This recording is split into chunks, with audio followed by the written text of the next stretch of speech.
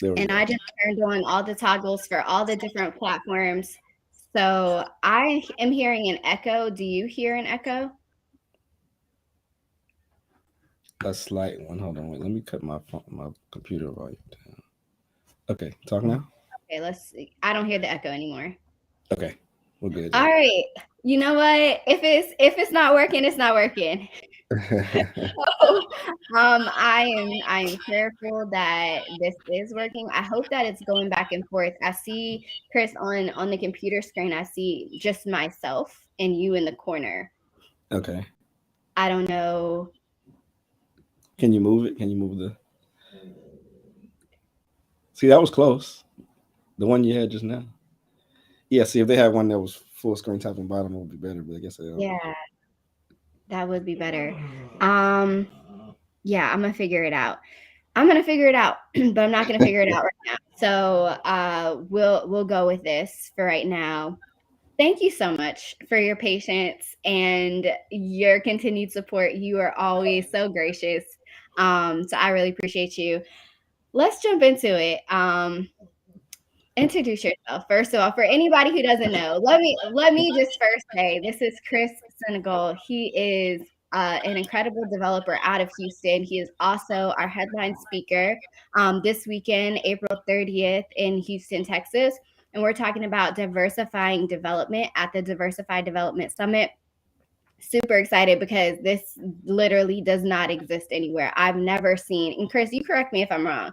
I've never seen a program that is dedicated to representing people of color and women in such full force, specifically around development and with so much variety in development. I mean, we're talking about single family homes, we're talking about single family for rent, we're talking about infill, we're talking about ADUs, we're talking about multifamily, commercial. I mean, just like the whole range, every type of development. I won't Yep. say every type of development, but have you seen anything like that before? No, I haven't. This is it's phenomenal. Yeah, it's something that it is you don't believe is possible. You don't really realize there's that many of us in the industry until you get in rooms like this. And like I said, the events you guys have been putting on have been the first time I've really seen it.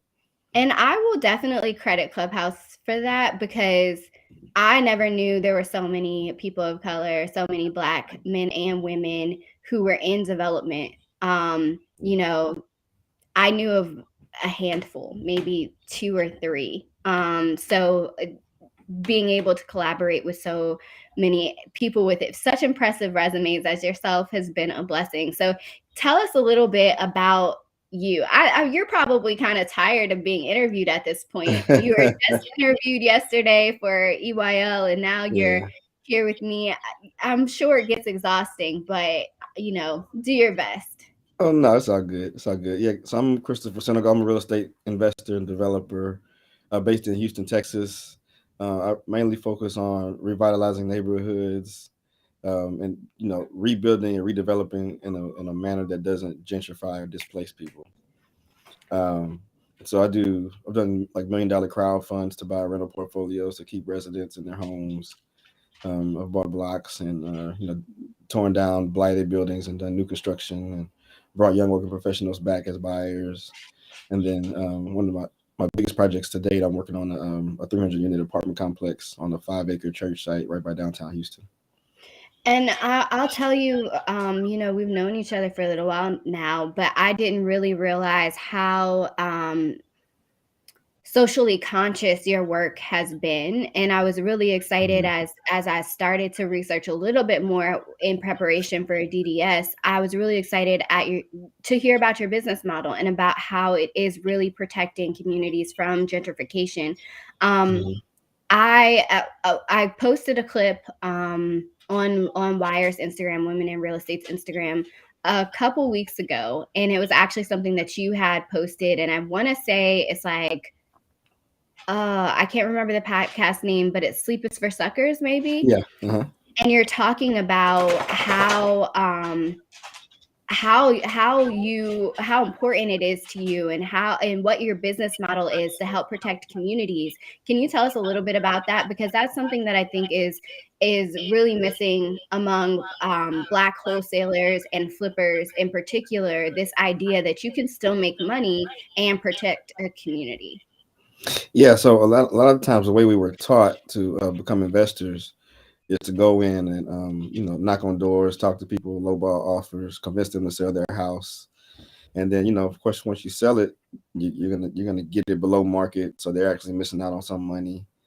Then you're gonna go try to make a profit off of it by either selling it to another investor, or you're gonna keep it and renovate it and then list it for a lot higher, or you're gonna you know rent it out for a much higher rent. And when you do those types of things, you actually kind of accelerate displacement in the neighborhoods. And so when I realized that I was kind of accelerating gentrification, I wanted to hit reset and just figure out better ways to invest in the community, better ways to bring nice things back to the neighborhood. So I kind of refocused, and I realized if I'm going to do something new or new construction or bring in higher incomes, I need to do that on vacant property or like blighted property, so that I'm not knocking on anybody's door, asking them to leave.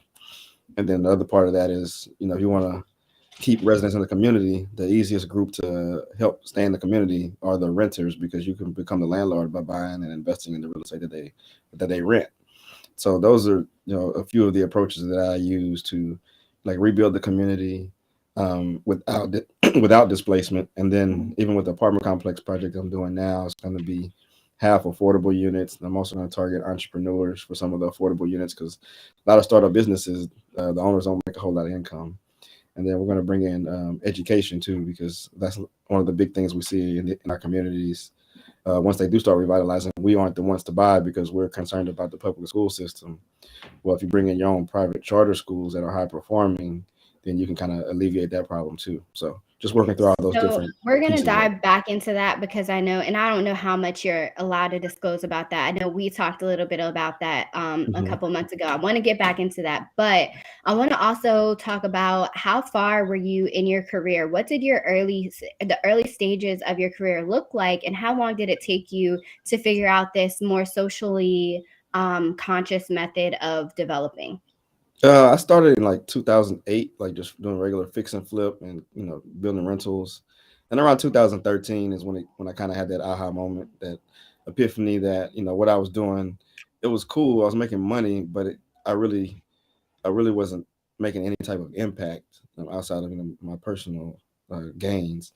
And so, when I realized what I was doing to the community in certain aspects, I was like, well, I gotta figure out, a different way. And it took me a while to figure out, all the pieces to the puzzle, because nobody else really could give me the answers. Everybody just kind of told me it's status quo. It's just how you have to do it. That's part of the business. So, Yeah, and we know all about that. Women in real estate, we're doing a lot of things that are very different that no one thought could be done. In fact, even in our circle of friends, everybody's like, "So what do y'all do?" Because right. Yeah. it's different. So I'm Mhm. excited to see more innovation in our spaces and more opportunities to collaborate and not just do things the way they've always been done. I Mhm. think that one of those things that you're doing that is really different is being very intentional about bringing in strong educational options. Can you Mhm. talk to us a little bit about what that looks like, and also talk about how you created those partnerships and how other developers can create those partnerships as well? And then, I got so many questions. And then I want to talk a little bit about how you intend to continue to develop the neighborhood, not just from a housing perspective, but what types of amenities and businesses and things of that nature are you bringing into the community? Yeah, so the education component, is it really just takes a lot of canvassing. I mean, there's a lot of charter school systems out there across the country, and just doing research and trying to identify ones that were top performing, that had multiple campuses and in neighborhoods, like the neighborhoods in Houston that I'm working on, like Third Ward and Fifth Ward.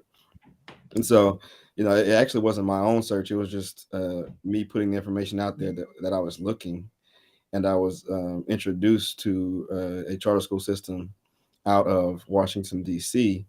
that has 12 campuses there, and then they have another 7 or 8 well, they're opening the eighth one in Arkansas right now, and all their schools are top performing. And the leadership looks like the kids in these school districts, from the teachers or the principals or administrative staff. So they have a different affinity for the importance of making sure these kids get the proper education. And so, we just had a natural synergy. It just so happened that they were looking to come to Texas, and they were already focused on Houston. So everything just kind of aligned there. And they have really strong backing by the Walton Family Foundation, which is pretty cool. So they get a lot of funding to open up schools the right way. So that's really important. Yeah, education is definitely a foundation that's needed in those neighborhoods. And then so when you do that, then the neighborhood becomes more attractive for other higher income earners to come back to the community and live, because now the school system or the school options meet that criteria. So that means more of us collectively can move back to the communities versus other people moving in. And then, yeah, once you have more rooftops with higher incomes, then you start focusing on business, because it's really hard for a business to be successful in a lot of these communities if there aren't enough people with high enough incomes, and disposable income to support them long term. Especially when we think about things like grocery stores, where there's usually a 2 or 3% profit margin. You have to have people that are buying fresh meat, fresh produce for those grocery stores to thrive. The stuff on the shelf doesn't make them a whole lot of money, and any other business for that matter. I mean, you may have your heart in the right place by wanting to move back to the community, but if you need foot traffic and you need patronage from local residents, there has to be enough of them with enough income to be frequent customers. So So um, part of that, sorry, I'm gonna cut you off for just 1 second because yeah. I think it's such an important issue that is largely overlooked by folks who are doing the work in the communities.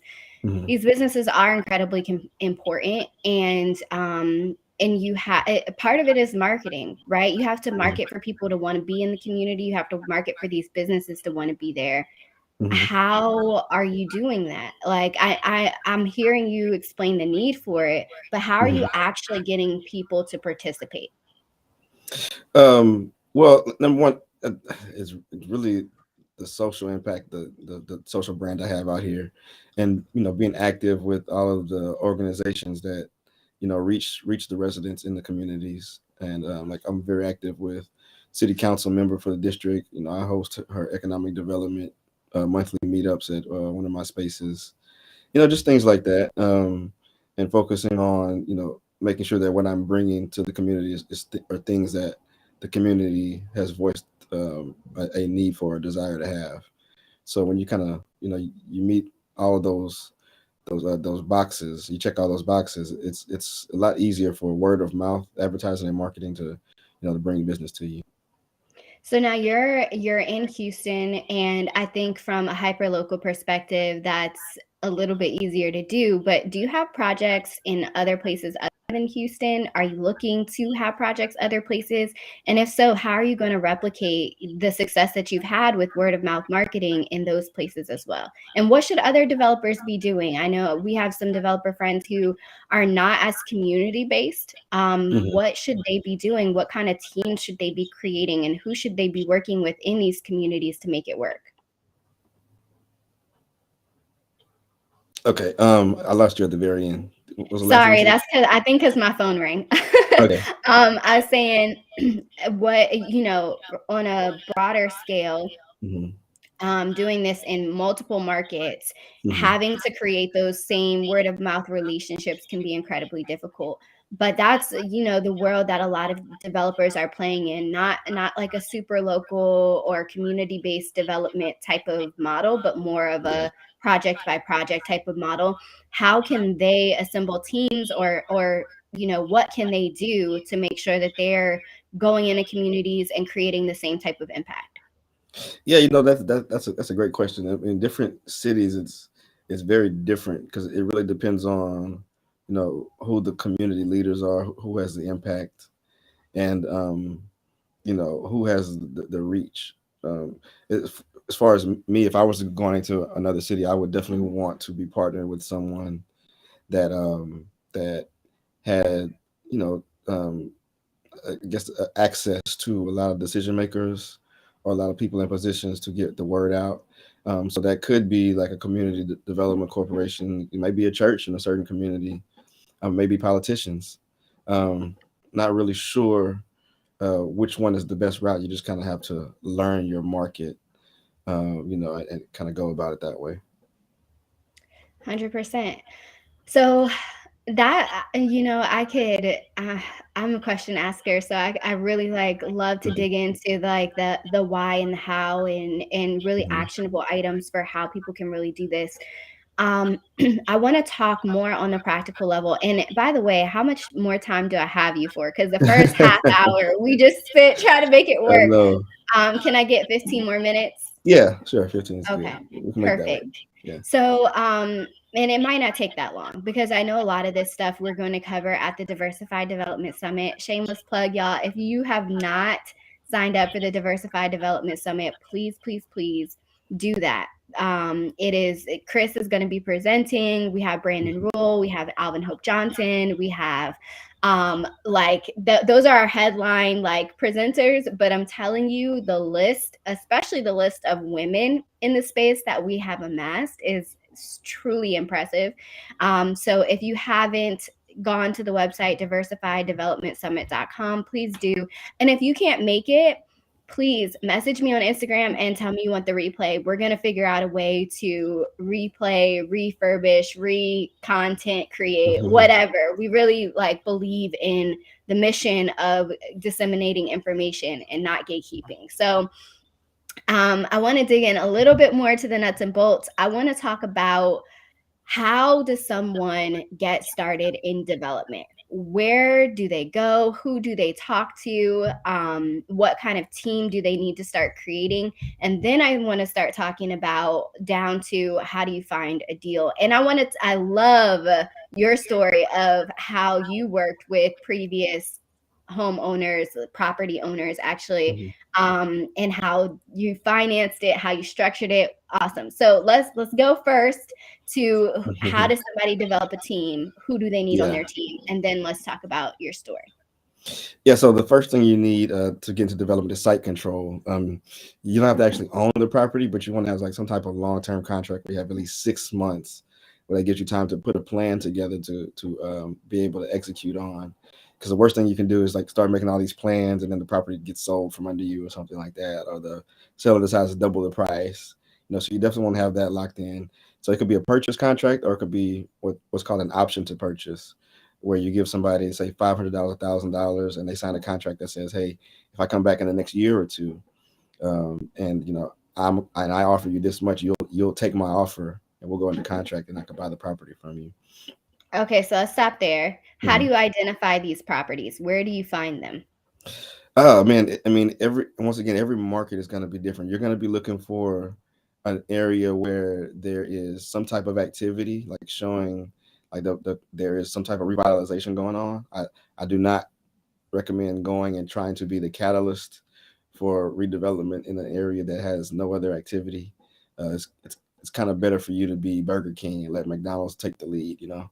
Um, so you want to be in an area where, like, of course, the prices are not already through the roof. You see signs of redevelopment, but it hasn't taken off. It could be public information that you see from like city planning and the community development departments, where they're saying, they're about to do something in the area. Uh, those are the type of locations you want, and then you want to try to find sellers that are maybe in a distress situation, or tired landlords, those type of people that be willing to give you good prices on the property, or they'll be willing to work with you, like you said, like how you like how I did some of my deals. I just do seller financing, where they're not in a rush to get all their money. So you can agree on a purchase price, but then they'll let you give them a down payment and start making payments to them as if they are the bank. And then you can do that for a little while and then eventually pay them off, or you can hold the property long term with the same pattern. Perfect. So I want you to tell us a little bit more. So I'm gonna, because that segues so well into your story, because that's very similar to what you did. Hmm. Tell us a little bit about how you were able to work with a property owner to finance buying a block, essentially. Yeah, so I've actually done it a couple of times. The first one was with the first block I bought in 2013. It had an old grocery store on it and some basically abandoned houses. And the seller had inherited the property from his parents. and but he was just a tired landlord. He was late 70s, and he was collecting rent off the property, but he wasn't maintaining it. He's a kind of a slumlord. So I was able to go to him and negotiate a purchase amount of like $500,000, and with 10% down, and so we had to bring $50,000 to closing, and then he continued to have cash flow afterwards because I was making mortgage payments to him. But the win for him was he was no longer responsible for maintenance, taxes, dealing with tenants at all. But he still had money coming in every month, so he was good with that. And then as redevelopment started in the neighborhood a few years later, um, I decided to go back to him and offer him an alternative so that I could leverage the value of the land. So what I did is had him switch over to us being in a joint venture partnership where I was going to bring all the money for the project and he was going to put the land into the project.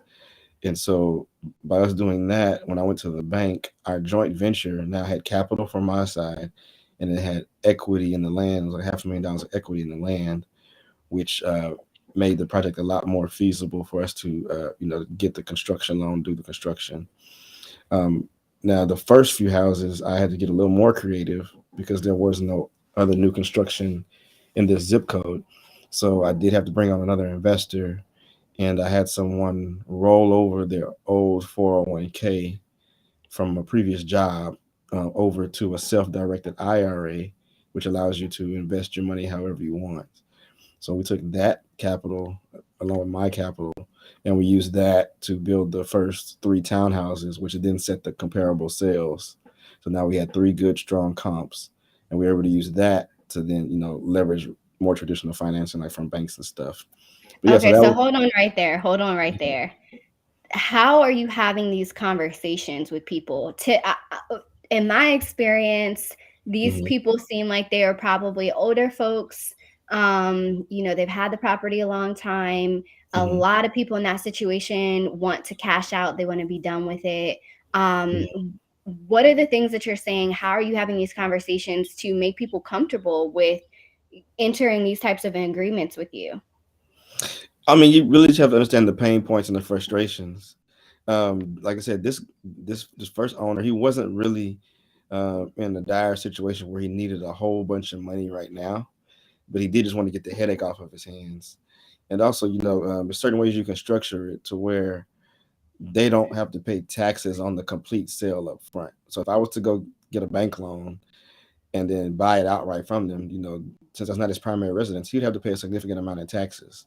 Well, this way with owner financing, he can avoid that. He gets cash flow, and he's charging interest on the balance as well. So he's actually making a little more than the 500,000 that he would have made had I just purchased it outright.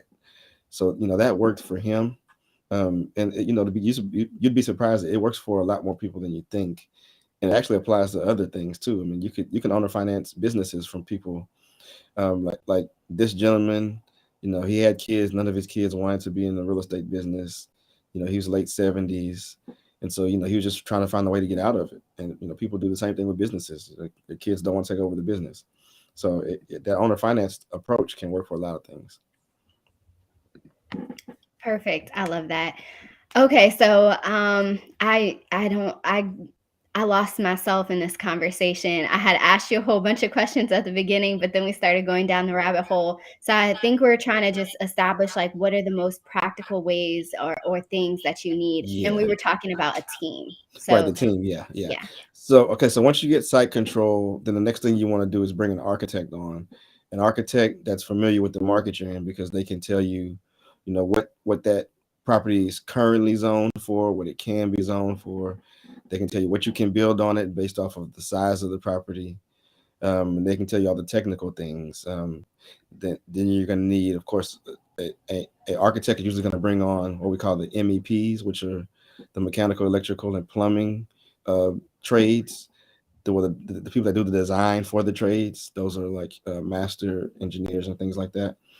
So they're going to come on and they're going to help you get a technical plan together for the property, along with the civil engineer. So the civil is going to help you do like site planning, like drainage planning, like if you have to put in streets, all of those kind of things. And so that group is basically your full design team. And then once you get us, that information, you're going to take this design with all these parameters, and you're going to start, you know, talking to builders or contractors that can do the build out for you. And I always recommend leveraging the network of the architects and designers because they're already working with other clients that are already building these projects. Some of their other clients uh, may just be service providers. Some of them may be investors or developers themselves. So that's the shortcut instead of trying to figure it out on your own. I always recommend that. And then somewhere in the middle in that mix, you definitely want to have the right real estate team around you, giving you advice on, hey, this is what's going to cost you. This is what you can realistically get out of it, so you can have your exit strategy in place. If you're going to do for sale housing, it doesn't make sense. Like after these houses are done, can you even sell them for what you want or what you think you're going to get? If you're going to rent them, how stable is the rental market? Is there enough demand here for it? And likewise, if it's going to be commercial, same thing. Like, will businesses want to be here? What's the traffic count on the street? Does it make sense? So that's really going to be your core team, your design team, your technical design team, your realtor, and your contractor. And of course, you're going to need a real estate attorney to review documents and contracts, hold everybody accountable. But those will be the main people on the technical side. And then once you have built that team, which I always recommend a strong team with experience, because since it's your first project, when you go try to get funding, they won't be able to lean on your personal experience. They're going to want to see that you have a team around you that's strong enough to execute. So, and I recommend kind of doing the same thing there too. Work with banks and lenders that have already worked with the contractor you're using because they're familiar with that contractor's ability to execute. And that's really going to be your shortest cut to be able to do development. You're giving us some really good advice right now. I appreciate it. Um, I know we're pressing up on time. So the last question I'm going to ask you, you're answering a lot of the questions that I think people will have as they go through the process. But what I do know is you can have all of the education, you can listen to all of the interviews, you can do everything. But when you get in the ring, it's a different story. I think Mike Tyson is the person who was like, everybody has a plan until they get punched in the mouth. Like that's what development is like. So how did you learn when you came up with or when you came up against obstacles? How were you able to troubleshoot them? How did you find people to connect with? Obviously, they can find people at the Diversified Development Summit, but Yeah. in terms of just educating yourself, how did you do that? Man, always networking. I'm always every time I meet somebody, I'm talking to them whether they're in my industry or not, because you never know who they know. That's been the key to a lot of the relationships I have. It came from unlikely sources. But yes, it's always about building a team of people that are like-minded. It may be easier also if with social media now, find people that are doing the same thing you're doing in different markets, because you can get more information out of somebody if they feel like you're not going to be their competition. I think that's the easiest way to problem solve and troubleshoot. And then, if you have the right team around you, like the right contractors, the right attorneys, they're going to give you good advice because they want you to make money. If you're making money, they're making money. And last but not least, always have somebody that's, you know, 10, 20 years ahead of you and what you're trying to do. You need that mentor that's actually successfully completed what you're trying to do, whether you got to pay for it with money. Because if you don't and you try to figure out on your own, you're going to pay for it with time, frustration, lost deals, lost capital, and having to hit reset. So, finding that mentor or somebody that can help you, they're going to be thinking about things you haven't even thought of, and they're gonna know solutions that you would never think of in time to save your project.